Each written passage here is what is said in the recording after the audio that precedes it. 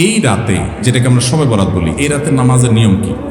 কয় রাকাত পড়তে হবে, কোন রাকাতে কোন সূরা কতবার পড়তে হবে, এটা বহুল জিজ্ঞাসিত একটা প্রশ্ন।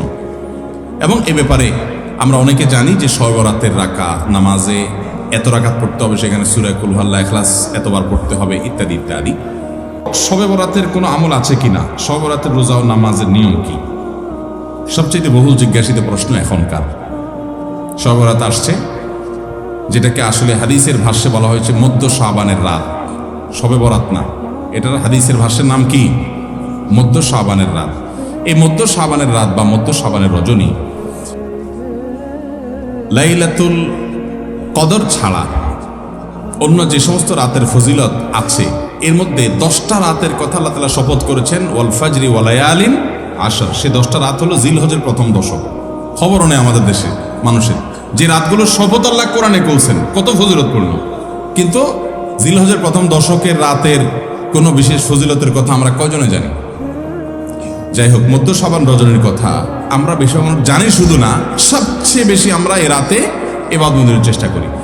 তো সবচেয়ে বেশি চেষ্টা তো হওয়া উচিত হলো লাইলাতুল কদরে। এর পাশাপাশি যদি কেউ মধ্য শাবান রাতে আল্লাহ তাআলার ক্ষমা লাভের চেষ্টা করে, সেটা দর্শনীয় না, সেটা জায়েজ। এই রাতের এতটুকু ফজিলত অবশ্যই প্রমাণিত যে আল্লাহ রাব্বুল আলামিন এ রাতে হিংসুক ছাড়া, মুশরিক ছাড়া বাকি মানুষগুলোকে সাধারণ ক্ষমা ঘোষণা করেন। অতএব এ রাতের একেবারে কোনোই ফজিলত নেই, ব্যাপারটা সেরকম না।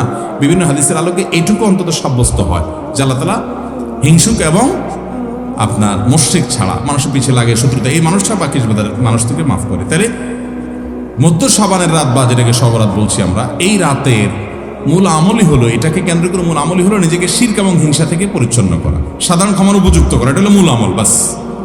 এর বাইরে আপনি ক্ষমা লাভের জন্য যদি চেষ্টা করেন, সেটা কোনো দর্শনীয় বিষয় নয়। তবে এই রাতকে কেন্দ্র করে বিশেষ ফরম্যাটে নামাজ, রাত জেগে, তারপর বিশেষ ফরম্যাটে ইবাদত, এই সূরা এতবার, এই নামাজ এত রাকাত, এরকম কোনো কথা কোরআন হাদিসে বর্ণিত হয়নি। এগুলো আমরা মন গড়া বানিয়ে নিয়েছি। এবং যদি এরকম কোনো ফরম্যাট আমরা ঠিক করে নিয়ে সেভাবে ইবাদত করাটাকে আমরা এই রাতের আমল, শরিয়া সিদ্ধ আমল মনে করি বা সুন্নাহ আমল মনে করি বা কোন নির্দিষ্ট আমল মনে করি, তাহলে বেদাতে পর্যবেসিত হবে।